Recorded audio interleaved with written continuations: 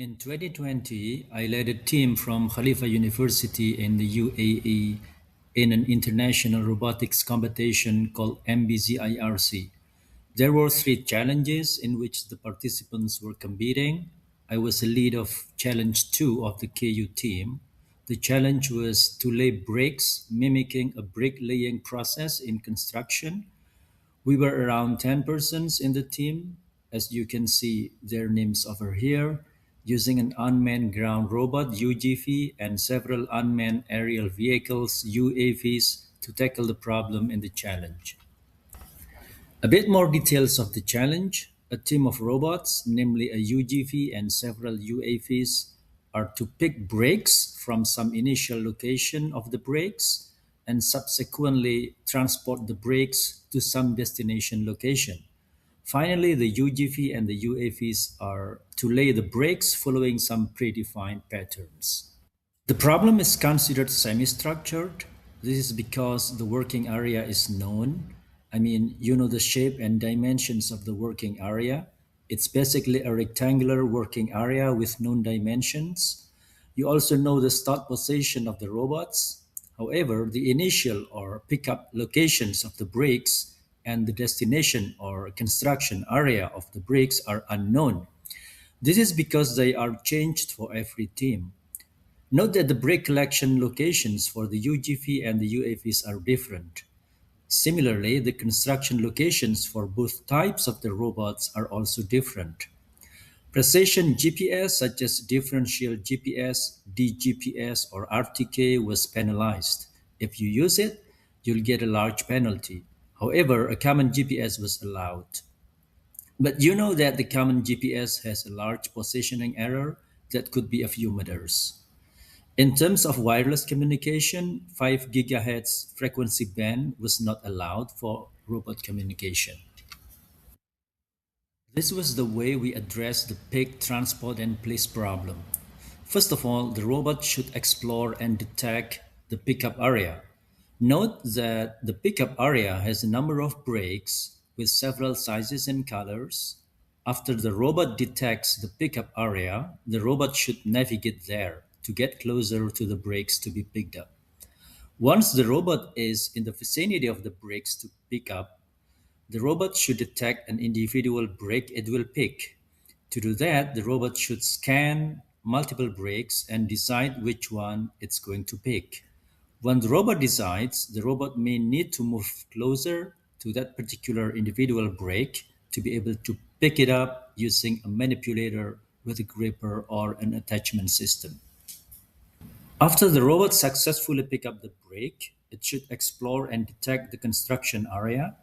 Actually, it's also possible to explore and detect both the pickup and construction areas in the beginning, and there are multiple possible ways to do that. For example, this can be done using multiple robots coordinating with each other. In this case, one or more UAVs may move across the area following some specific pathways. Using bird view, the UAV is expected to be able to explore the pickup and construction areas for both the UGV and UAVs. Once they are detected, this information can be shared with the other robots, including the UGV. Another way is exploring and detecting the pickup and construction areas separately, meaning the UGV explores and detects its own pickup and construction areas, and similarly, the UAV also explores and detects its own pickup and construction areas. After the construction area is detected, the robot should navigate there to approach the construction area.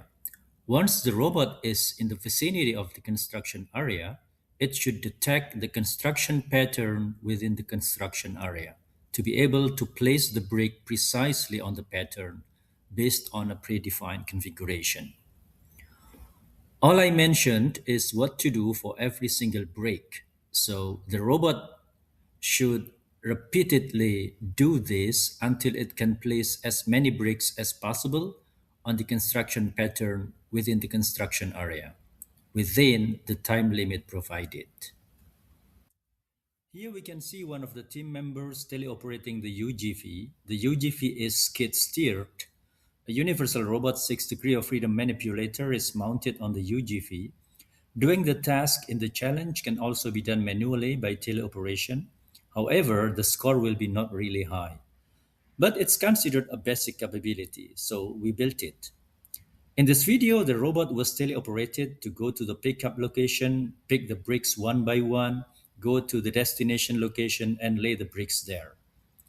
As each brick is equipped with metal sheet on the top side of the brick, we used a magnetic gripper to grasp and release a brick. The magnetic gripper uses an electropermanent magnet EPM. As you can see in the video, the teleoperator took some time to align the orientation of the magnetic gripper with the metal sheet on the brick. This is because the attachment can only be established if the surface of the magnet on the gripper is parallel with the surface of the metal sheet on the brick when they make contact with each other. Since some of the bricks are very long and accordingly quite heavy, we also built a magnetic gripper with three magnets arranged in an array. In this case, aligning the array of magnets could be more difficult. Unfortunately, at that time, we didn't have an idea of using a compliant element that can be placed between the tip of the manipulator and the magnet such that the magnet can self-align when making contact with the metal sheet on the brake. Later, during the competition, I will show you that we changed the gripper with a mechanical one that allow faster gripping with a better gripping success rate even when the brake is long and heavy. Since there were quite many brakes with different lengths to be transported from the pickup area to the construction area and placed there, we built a storage system capable of storing a large number of brakes with all the different lengths. Doing this, we expected to be able to transport a large number of brakes in a single go. We preferred to do this because we felt that doing the autonomous navigation successfully is more difficult compared to picking the brakes and storing them on the robot, as well as unloading them from the robot and placing them on the construction pattern. Using our storage system, we pre-program the loading and unloading movements of the manipulator. Since the geometry of the compartments in the storage system is known, it looks like this. When you pick the first red brick, place it here. Second red brick, place it here. When you pick the first blue brick, place it here. Second blue brick, place it here. Similarly for unloading the brakes. The trajectories of the manipulator were already pre-programmed to do that.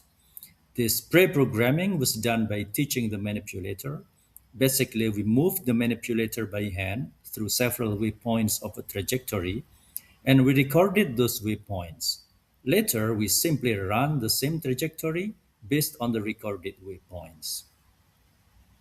Here you can see we placed some small balloons in the inner sides of the compartments. We did that as a trick to place the brakes in the middle of the compartments, preventing the brakes from hitting and getting stuck to the compartment frames. But then during the competition day, we realized that almost all, if not all, of the competing teams have difficulty to pick, transport, and place even a single brake, particularly when done autonomously. That time we realized that we didn't really have a luxury to move a lot of brakes in a single go. And this shows the simulation of the UGV navigating autonomously from a start point to approach the pickup area. This was done in Ross Gazebo. The pickup area is indicated by the stacked brakes. First, the UGV recognized the stacked brakes using a certain computer vision algorithm. Subsequently, the navigation algorithm set the goal that is defined as, let's say, a half meter in front of the stacked brakes. And then the algorithm made a plan to get there and executed the plan until the robot reached the goal successfully.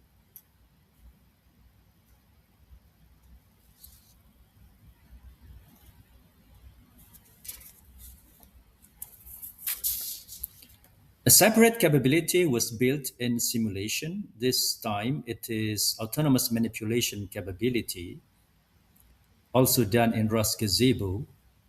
The object to pick up is a box.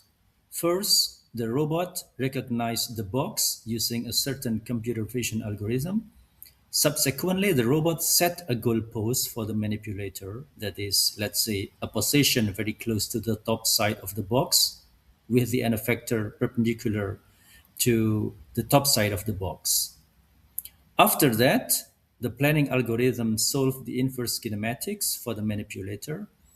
And finally, the manipulator executed the planned trajectory successfully.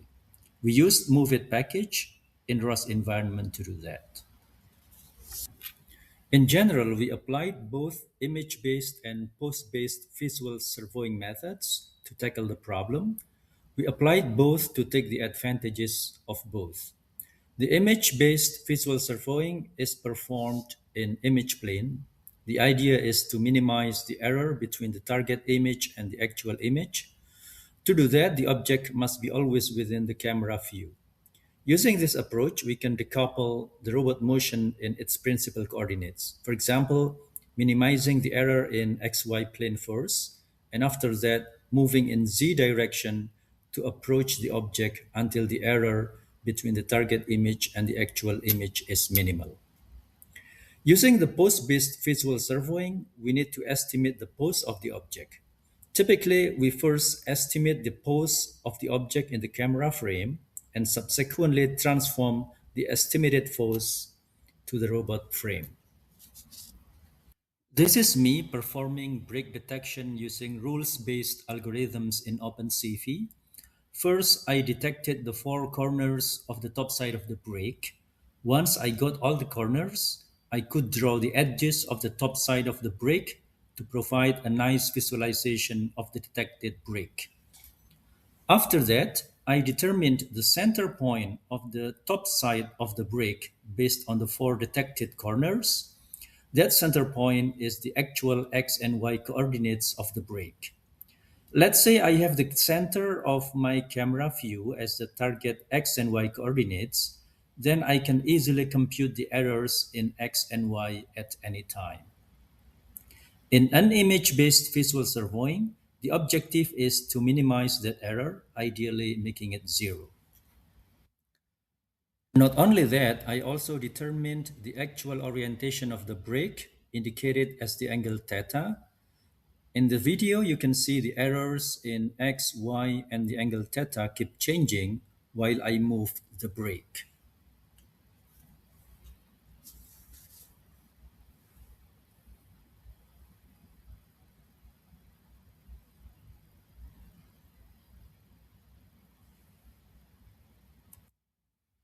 We also developed recognition of the breaks using a deep learning based algorithm called YOLO, you only look once. That's a popular algorithm for real time object recognition and was considered the state of the art at that time. The recent version of YOLO at that time was YOLO V3, and we used that. We trained the algorithm to recognize the breaks from multiple different angles. We also trained the algorithm to recognize both individual breaks and the complete set of the breaks in the pickup area.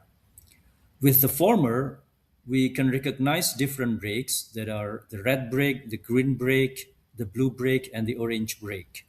With the latter, that is recognizing the complete set of the breaks in the pickup area, we can recognize the pickup area.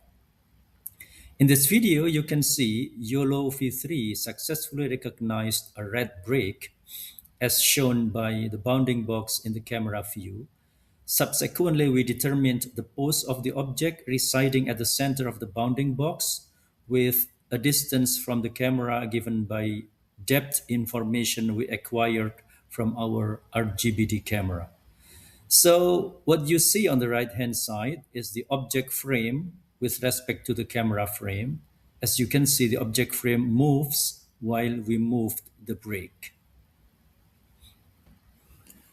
Our approach in the brake recognition was combining YOLO V3, that is a learning-based recognition algorithm, with rules-based recognition using OpenCV.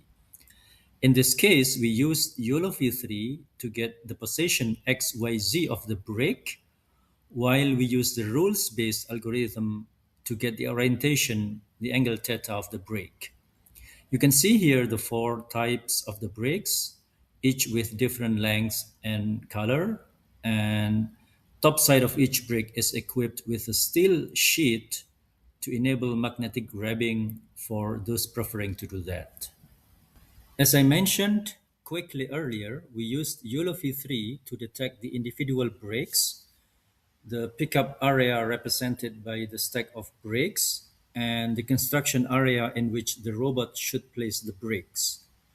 The stack of brakes for the UGV and the UAVs are different, so we trained YOLO V3 to recognize both of them. The construction areas were represented by different construction patterns for the UGV and the UAVs. Accordingly, we also trained YOLO V3 to recognize both of them.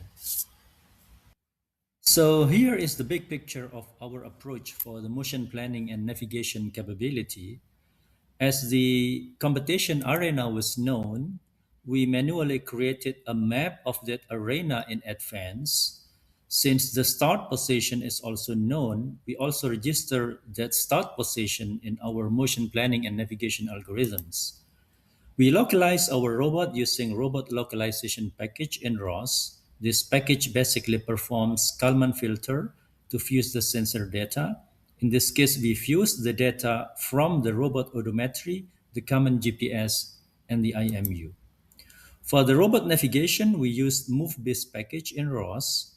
This package basically performs motion planning by considering collision avoidance based on local and global cost maps. Subsequently, the motion planning is executed to move the robot based on the planned trajectory from the start post to the goal post. For the manipulator motion planning, as I mentioned earlier, we used MoveIt package in ROS. We used the package with collision avoidance capability based on Octomap. It's basically generating voxels to represent the avoidance in the environment based on the sensor data we receive from the environment. This video shows our UGV performed during the competition day. You can see here that during the competition day, we used a mechanical gripper for the UGV rather than a magnetic gripper. The mechanical gripper has two jaws that can be opened and closed using pneumatic actuators. You can see in the video we carried a small compressed air tank on the UGV to provide compressed air to our pneumatic driven gripper. And as expected, using this gripper, we can easily pick and lift reliably even the longest brake, the orange brake. As I mentioned earlier, we decided to transport the brakes one by one from the pickup area to the construction area instead of storing multiple brakes on the UGV because it turned out that the allocated performance duration was too limited to store the brakes on the UGV. We thought it's better to successfully place the brakes one by one rather than taking too much time for storing multiple brakes on the UGV but ending up with no enough time to place any brake in the construction area. And this shows our hexacopter UAV. It was a DJI F550 hexacopter we assembled in-house. Beyond the essential components of the UAV, we equipped the UAV with a common GPS, an onboard computer, an RGBD camera, and a magnetic gripper. We used Pixhawk flight controller. With that flight controller, we actually tried to autopilot software, namely PX4 and R2 Pilot. And at that time, it turned out that R2 Pilot worked better for us. Beside a magnetic gripper mainly used to pick shorter brakes, that are the red and green brakes, we also developed a custom gripping mechanism that combines the use of magnet and mechanical gripper to grab the longer brake, in this case the blue brake, as you can see on the right hand side. This custom mechanism was attached directly to the landing gear of the UAV. We didn't intend to pick the longest brake, that is the orange brake, using the UAV because the size of our UAV was not capable to do that. Only two UAVs working together can pick up the longest orange break, and that was too challenging. So we decided not to make any attempt for that using the UAVs. This video shows one of our UAVs performed during the competition day. You can see here the UAV picked the red break, went to the construction area,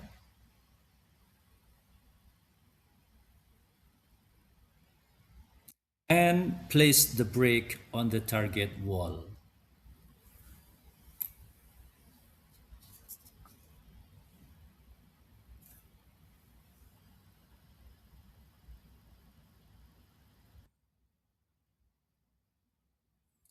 Some of the lessons we learned from our preparation and participation in this competition.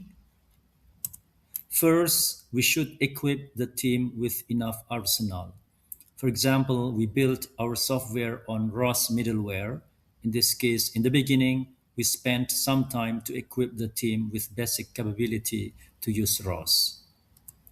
Second, since the competition main goal is completing a quite complex task that represents a real world problem, while the time available for preparation was quite limited, the best we could do is basically more into system integration rather than developing a specific novel scientific contribution. Use the most appropriate and the most efficient methods and tools in the system integration to tackle the problem. Also, defining the strategy and approach to tackle the problem is important so that we can solve the problem in the most efficient and reliable manner. Third, we should start with the right mechanics of our robots before developing any software for the robots. This includes determining the robot size based on the expected payload and reach, designing the most efficient and most reliable gripping mechanism, etc. Fourth, it turned out that doing the development from the start to the end is better because we don't want to have a capability on a terminal task while at the end we have a gap to get that capability. In that case, it's useless because the task needs to be executed in a sequential manner. Fifth, it's a good practice to start and develop capabilities from simpler scenarios. Our complex storage system was great, but it turned out that the allocated performance time was simply not enough to employ that complex system. Last but not least, it's also a good practice to simplify our approach to solve the problem. This will make our solution more reliable and easier to test. For example, we could start with a simpler state machine rather than a complex one that consider all the complexities and many edge cases. It was a great work with the entire members of our team and thank you for watching.